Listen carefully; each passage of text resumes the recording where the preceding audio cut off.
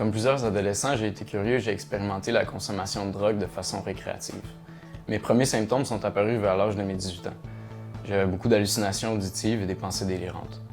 Pour vous donner une idée, je croyais dur comme fer que j'étais capable de lire dans les pensées des gens. J'ai donc été admis pour une première fois à l'hôpital psychiatrique pendant une période de 3 mois et une deuxième fois pendant une période d'1 mois.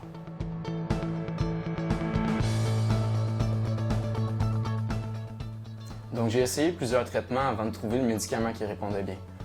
Au départ, je me rappelle, je mentais beaucoup à mes psychiatres pour me permettre de vivre ma jeunesse comme que je le souhaitais. Ça a pris un certain temps donc avant de voir des réels impacts positifs sur ma vie. C'est vers l'âge de mes 22 ans que j'ai changé de psychiatre et qu'on a trouvé un médicament qui répondait bien et qui diminuait mes symptômes. J'essaye aussi de rester le plus actif possible. Je m'entraîne environ 3 à 4 fois par semaine et je cours aussi 3 à 4 fois par semaine. Mais ma maladie a aussi affecté positivement ma vie. Elle m'a permis de cesser toute consommation de drogue et d'alcool et elle a aussi réorienté mon choix de carrière vers un domaine qui me passionne, soit celui d'aider des gens dans le besoin.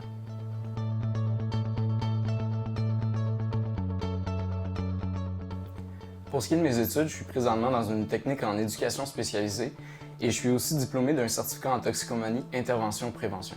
Plus précisément, dans ce certificat-là, on apprend tout ce qu'il y a à savoir par rapport à l'abus de consommation d'alcool, de drogue ou les jeux d'hasard. Et aussi, on améliore nos compétences à ce qui a trait à l'intervention auprès des personnes qui ont une dépendance.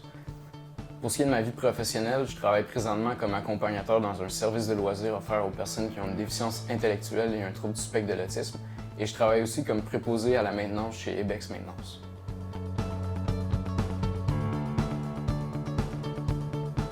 J'aimerais que l'auditoire retienne de mon témoignage qu'on peut toujours se rétablir d'une telle maladie. Et si on le désire vraiment, on peut continuer à avancer malgré les épreuves difficiles qu'on a à traverser. J'aimerais aussi que l'auditoire en apprenne plus sur ce qu'est les troubles de santé mentale et aussi qu'elle les perçoive au même niveau que toute autre maladie. La schizophrénie touche généralement les jeunes au début de leur vie active, soit à la fin de l'adolescence ou à l'entrée dans la vie adulte de 15 à 30 ans. La schizophrénie peut toucher n'importe qui, indépendamment de son intelligence, de sa classe sociale ou de son revenu.